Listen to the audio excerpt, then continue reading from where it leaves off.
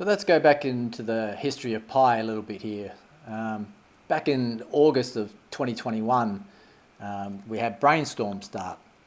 And with the start of Brainstorm, I thought, well, I'll participate and I'll put some apps in. And so I did a lot of proof of concept, for things like, the Maroon Lounge here and, oracles, AI, Pi exchanges, all sorts of things, swaps.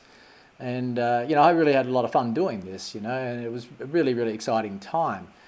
But by the time September rolled around, I was thinking, well, let's go a bit more aggressive on this, right? And let's put these into something. And, I was really, really keen on all this metaverse stuff, right? So for me, I thought, well, metaverse on Pi. That's just ideal, isn't it? So, I went ahead and started to do proof of concept of what metaverse might look on the Pi network, right? Using these SIMPET technologies and, all these different types of metaverse within there. And, and this is the full web page here. And you can see here, how I was playing with things like, the time travel stuff I always talk about. So this was great, because metaverse was a real niche type thing. There was a few little things that were around, but not many people were doing metaverse. So I really thought I was onto something here. And that was until October 2021 came around and Facebook decided to put their hand up for metaverse, right?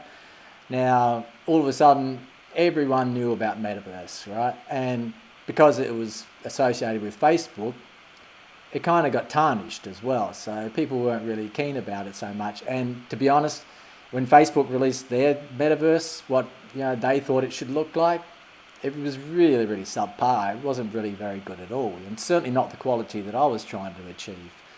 Right, so ever since then, I was sort of working away in a nice little niche segment, which I thought I might be able to get attraction on.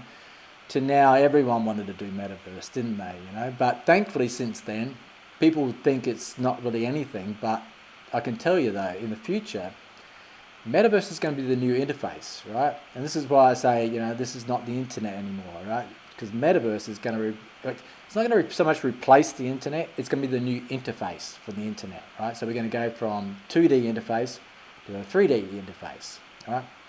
And everything's going to be conducted in it, business and all this. And right now where we sit is right at the cusp of where we were in back in say 92. Right, when Bill Gates is saying that how everyone's going to have a computer on their desktop, and everyone's going to be on the internet, right? And everyone was laughing at him, right? We're at the same point here with Metaverse, right? Metaverse is now going to incorporate Web 3.0, blockchain, 3D, right? It's going to be the brand new interface, right? So it is the future.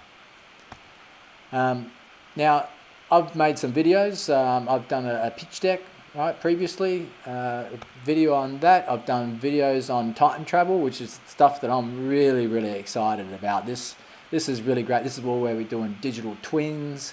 You can do things for universities and all this.